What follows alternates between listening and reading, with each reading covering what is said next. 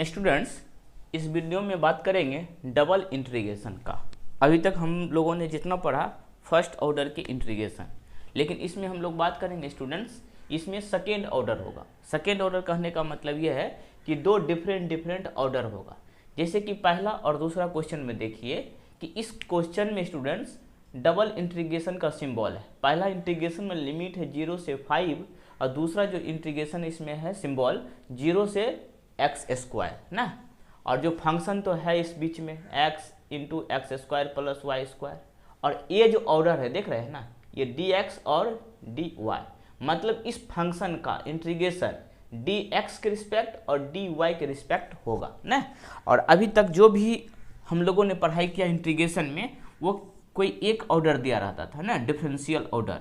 जैसे कि अगर यहाँ पर x है तो यहाँ पे dx के रिस्पेक्ट इंटीग्रेशन करते थे, अथवा dy के रिस्पेक्ट इंटीग्रेशन करते थे, या फिर स्टूडेंट dt के रिस्पेक्ट इंटीग्रेशन करते थे, या फिर स्टूडेंट dz के रिस्पेक्ट इंटीग्रेशन करते थे। मतलब हमारे पास एक ही डिफरेंशियल ऑर्डर होता था जिसके रिस्पेक्ट फंक्शन का इंटीग्रेशन करते थे। लेकिन यहाँ पे क्या देख रहे हैं स्टूडेंट्स, हमारे पास दो डिफरेंशियल ऑर्डर है, एक dx है दूसरा dy है ना। दूसरा भी क्वेश्चन में देखिए, लिमिट 1 से 2 1 से 3 x² into Y dx dy है। अर्थात इस क्वेश्चन में dx dy के रिस्पेक्ट जो इंटीग्रेशन हुआ है वो डिपेंड करता है कि स्टूडेंट पहले हम dx के रिस्पेक्ट इंटीग्रेशन करें या dy के, तो ये लिमिट पे डिपेंड करता है। किस पे डिपेंड करता है? लिमिट पर। तो पहला क्वेश्चन में हम देखेंगे स्टूडेंट्स कि हमारा जो लिमिट दिया गया है पहले में 0 से 5, दूसरा में दिया है 0 से x²। इस क्वेश्चन पे पहले हम विचार करते हैं। दो डिफरेंट क्वेश्चन दिया है, 0 से 5, 0 से x²। यहाँ पर x into x² plus y² into dx into dy। इसमें जो हम कहने जा रहे हैं उसको बढ़िया से समझना, ठीक है। दो क्वेश्चन हम क्यों लिए हैं, आपको पूरा वीडियो देखिएगा तो समझ में आ जाएगा। अब देखिए स्टूडेंट्स, अब ये बात आता है कि अगर 5 स्टूडेंट रहे और पांचों स्टूडेंट इस क्वेश्चन का सॉल्यूशन करेगा, तो कोई कहेगा हम dx के रिस्पेक्ट करेंगे, कोई कहेगा dy का। सबका आंसर डिफरेंट आएगा। यहाँ से पता चलेगा कि किसका सही है किसका गलत है। तो इसीलिए स्टूडेंट्स एक ही आंसर आए, इसके लिए इसमें कंडीशन दिया कि अगर लिमिट हमारा पहला फंक्शन, यहाँ पे देखो पहला फंक्शन जो दिया है इसमें 0 से क्या है x², तो इसमें इस लिमिट में दे दिया x²। इसका कहने का मतलब क्या है कि ये जो है y का वैल्यू है, यानी ये है y का वैल्यू, y बराबर 0 से y बराबर x²।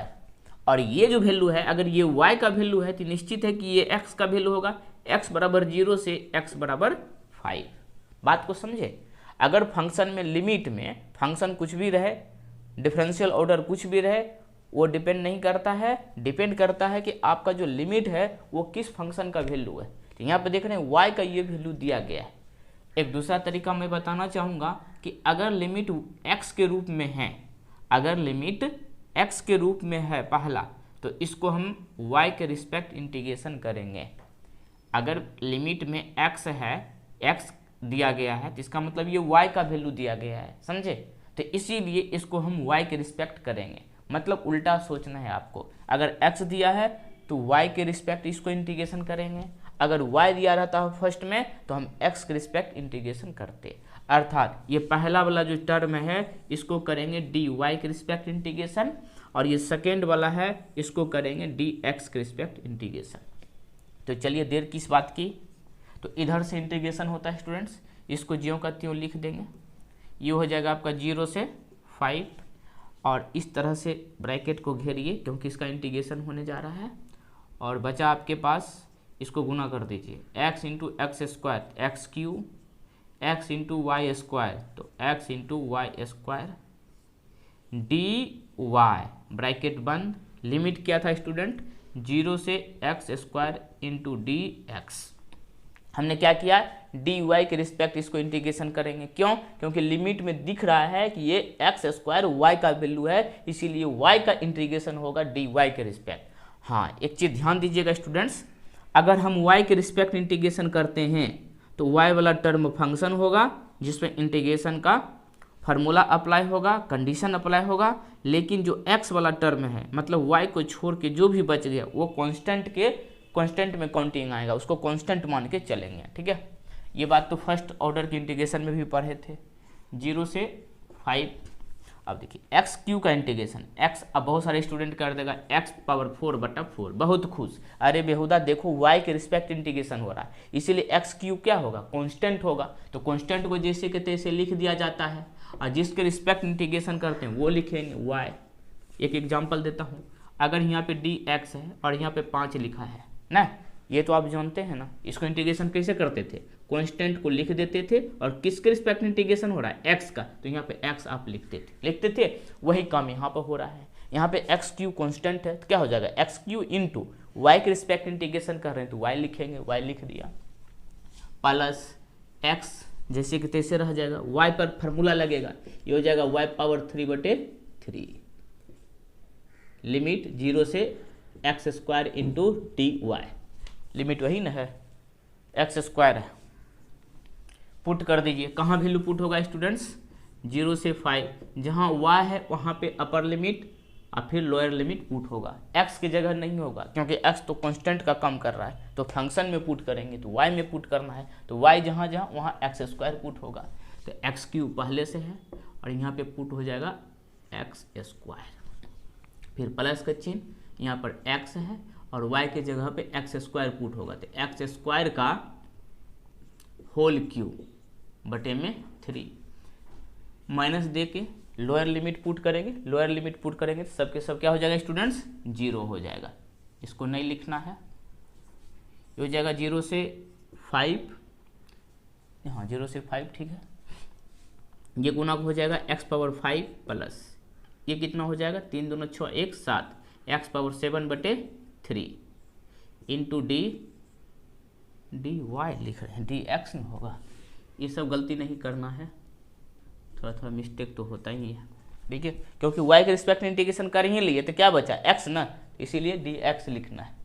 अब देखिए x वाला टर्म बचा, लास्ट में हम डी एक्स के रिस्पेक्ट इसका इंटीग्रेशन कर देंगे, x पावर 5 का क्या हो जाएगा, x पावर 6/6 प्लस ये हो जाएगा x टू पावर 1 बढ़ा 2 पावर तो हो जाएगा 8/8, 8 या 24 हो जाएगा, लिमिट 0 से 5, यहाँ पुट करिए 5 का, 5 पे पावर 6/6 प्लस यहाँ पर हो जाएगा 5 पावर 8/24 और लोअर लिमिट पुट करोगे तो 0 ही, यही आपका आंसर। कैलकुलेटर पे इसको फाइंड कर लेना, वैल्यू क्या होगा कैलकुलेशन कर लेना इसका, ठीक है। 5 को 6 बार गुना करके 6 से डिवाइड करो, 5 को 8 बार गुना करके 24 से डिवाइड करो, बन जाएगा, बिल्कुल बन जाना चाहिए। तो देखिए स्टूडेंट, पहला क्वेश्चन में हमने क्या देखा, 2 क्वेश्चन क्यों लिए हैं अभी आपको पता चल जाएगा। पहला क्वेश्चन में यहाँ पे देख रहे हैं कि कौन सा फंक्शन का पहले इंटीग्रेशन होगा, इसके लिए लिमिट पर डिपेंड कर रहा है। पहला क्वेश्चन लिमिट पे डिपेंड कर रहा है, ठीक है, क्योंकि इसमें एक्स स्क्वायर दिया गया है और एक्स स्क्वायर दिया है, इसका मतलब वाई का वैल्यू है, इसीलिए हम वाई के रिस्पेक्ट इंटीग्रेशन करेंगे। वीडियो को पॉज कीजिए और इसको नोट कर लीजिए। अब क्वेश्चन नंबर 2 में देखिए स्टूडेंट, इसको मिटाते हैं। क्वेश्चन नंबर 2 में देखिए, क्वेश्चन नंबर 2 में आपको पता ही नहीं चलेगा कि किस फंक्शन का पहले इंटीग्रेशन करेंगे, कहाँ, लिमिट के माध्यम से। अब लिमिट में देखो क्या है, 1 से 2 और 1 से 3, चारों कांस्टेंट है ना, अपर लिमिट और लोअर लिमिट चारों क्या है, कांस्टेंट है। इसमें पता ही नहीं चलता है कि ये लिमिट x का वैल्यू है या y का वैल्यू है, पता चल रहा है, कहीं से पता नहीं चल रहा है। पहला क्वेश्चन में तो पता चल रहा है कि फर्स्ट लिमिट ये जो है ये एक्स स्क्वायर दिया है, इसका मतलब y का वैल्यू है, अर्थात इसमें अगर x दिया है तो y के रिस्पेक्ट इंटीग्रेशन करेंगे, अगर y रहता तो x के रिस्पेक्ट इंटीग्रेशन करते हैं। अगर ये y का वैल्यू है पहला लिमिट तो निश्चित ये x का होगा, क्योंकि दो ही फंक्शन तो है हमारे पास, x और y, तो ये पता ही चल के ये y है तो निश्चित ये x होगा। लेकिन दूसरा क्वेश्चन में कहीं से पता चल रहा है कि कौन सा y कौन सा x है, क्योंकि इसमें तो कांस्टेंट दिया है। तब स्टूडेंट ये ऑर्डर पर डिपेंड करता है, तब ये ऑर्डर पर डिपेंड करता है कि जिस ऑर्डर में dx dy दिया है उसी ऑर्डर में इसका इंटीग्रेशन कर देना, जो पहले उसका पहले इंटीग्रेशन। लेकिन पहला क्वेश्चन में ऐसा नहीं होगा, अब कहोगे कि पहले क्वेश्चन में dx पहले है तो हम dx के रिस्पेक्ट इंटीग्रेशन करेंगे तो ये नियम के विरुद्ध हो जाएगा, ठीक है, क्योंकि यहाँ पर हम देख रहे हैं एक्स स्क्वायर है ना, ये y का वैल्यू है, इसीलिए हम dx के रिस्पेक्ट इंटीग्रेशन नहीं करेंगे। लेकिन क्वेश्चन नंबर 2 में देखिए स्टूडेंट, ऑर्डर यहाँ लिमिट से पता नहीं चल रहा है, इसीलिए ऑर्डर को देखेंगे, तब इसमें जो ऑर्डर पहले तो dx पहले है तो पहला जो सिंबल है इसका इंटीग्रेशन dx के रिस्पेक्ट और y वाला को सेकंड में ले जाएंगे dy के रिस्पेक्ट इंटीग्रेशन, है ना। तो यही चीज़ समझाना था। तो इंटीग्रेशन हो जाएगा 1 से 2 और ब्रैकेट घेर दीजिए, किसका जो फंक्शन था उसको भी लिख दीजिए इंटीग्रेशन में एक्स स्क्वायर इंटी वाई, और इस ब्रैकेट को बंद करने से पहले देखिए किसका इंटीग्रेशन करेंगे, एक्स के रिस्पेक्ट ना, तो यहाँ लिखेंगे dx और ब्रैकेट बंद 1 से 3 और बाहर में हो जाएगा dy। बात को समझे, लिखने का तरीका समझना होगा, और लिखने से पहले आपको ये देखना होगा कि किस फंक्शन का इंटीग्रेशन किस डिफरेंशियल ऑर्डर के रिस्पेक्ट होगा। इसके लिए लिमिट देखना है, और लिमिट पता चल गया तो उस हिसाब से कीजिए। अगर लिमिट से पता नहीं चलेगा किस फंक्शन का इंटीग्रेशन पहले होगा, तब ऑर्डर देखिए, जो ऑर्डर पहले उसका इंटीग्रेशन पहले होगा।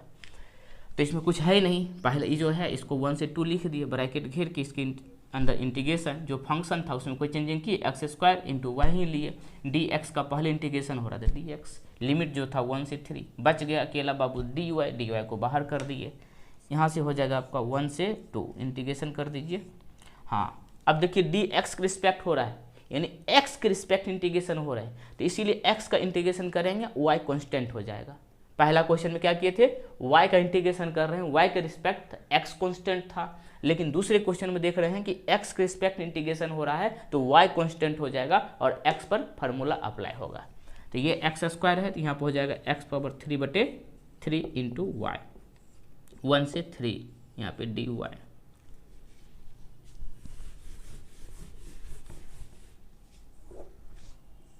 स्टूडेंट्स जहाँ जहाँ x है वहाँ पे अपर और लोअर लिमिट पुट कर देंगे। यहाँ 1 से 2, 3 के x के जगह 3 पुट कर दीजिए, और x पर पावर 3 है तो 3 पर पावर 3, 3 3 होते हैं 27, 27/3 इंटू वाई, माइनस का चिन्ह। अब लोअर लिमिट 1 पुट होगा x के प्लेस पर, यहाँ हो जाएगा 1/3 इंटू वाई dy, लिमिट 1 से 2, 3 से 27 को कटा दो तो 9, 9y minus 1/3y dy। Calculation कर लीजिए इसको, 1 से 2 9 × 27, 27 में से 1 माइनस, ऐसे यहाँ भी माइनस कर सकते थे, ठीक है, डायरेक्ट कटाओगे क्यों, यहाँ माइनस कर सकते थे। 27 में से 1 जाएगा स्टूडेंट्स, कितना हो जाएगा 26, 26/3y इंटू dy, कटेगा नहीं, 26/3 को बाहर कर लीजिए, बचेगा 1 से 2 y इंटू dy। इंटीग्रेशन किया जाए 26/3 और यहाँ हो जाएगा y स्क्वायर बटे 2, 1 से 2, 2 को फिर बाहर कर लीजिए, 2 से 2 को जो है बाहर करेंगे 26 कट जाएगा, 13/3 बचेगा यहाँ पे y स्क्वायर 1 से 2। अब पहले अपर लिमिट फिर लोअर लिमिट पुट कर दीजिए, तो 13/3 यहाँ हो जाएगा 2 का स्क्वायर 4 माइनस 1, यहाँ हो जाएगा 13/3, बाहर निकल के 3 3 3 कट जाएगा, 13 आंसर आपका, ये आपका आंसर 13। तो क्वेश्चन नंबर 2 का कैलकुलेशन देख लीजिएगा, कहीं गलती तो नहीं की, अगर कहीं गलती किए होंगे तो सुधार कर लेना ना, लेकिन प्रोसेस यही रहेगा। तो स्टूडेंट इस 2 क्वेश्चन में आपको मैंने क्या सिखाने का प्रयास किया, सिखाने का ये प्रयास किया कि अगर लिमिट से पता चल रहा है कि किस फंक्शन का किस ऑर्डर का पहले इंटीग्रेशन हो रहा है तो उसमें देखना x और y का वैल्यू। अगर इसमें x दिया है इसका मतलब y का वैल्यू है, इसीलिए हम y का इंटीग्रेशन करेंगे y के रिस्पेक्ट। लेकिन दूसरे क्वेश्चन में पता ही नहीं चल रहा है लिमिट से कि किस फंक्शन का पहले इंटीग्रेशन किया जाए, किस ऑर्डर को पहले यूज किया जाए, तो बाबू तब देखेंगे ऑर्डर किस ऑर्डर में दिया गया है, जैसे दिया गया वैसे ही इंटीग्रेशन कर लेंगे ना, तो dx को पहले dy के बाद में। तो स्टूडेंट्स इस वीडियो लेक्चर में मुझे विश्वास है कि आपको जो भी कन्फ्यूजन था आपके मन में वो दूर हुआ होगा और आप एक नया चीज़ सीखे होंगे। इसके बाद जो मेरा वीडियो आएगा उसमें ट्रिपल इंटीग्रेशन पढ़ेंगे स्टूडेंट ना, उसके बाद चेंज ऑफ ऑर्डर ना, ऑर्डर को कैसे चेंज करके इंटीग्रेशन करेंगे। ये जो वीडियो लेक्चर स्टूडेंट बनाया जा रहा है बीटेक एली एंट्रेंस एग्जाम के लिए, और भी अगर आप कोई ये यूज में है तो इसे सीख सकते हैं। Thank you.